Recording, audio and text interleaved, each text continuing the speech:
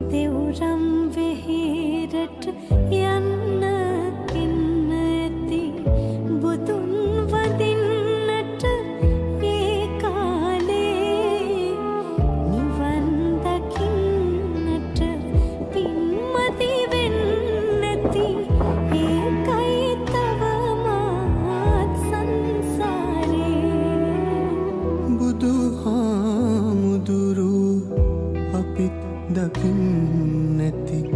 බනත් අහන්නැති ඒ කාලේ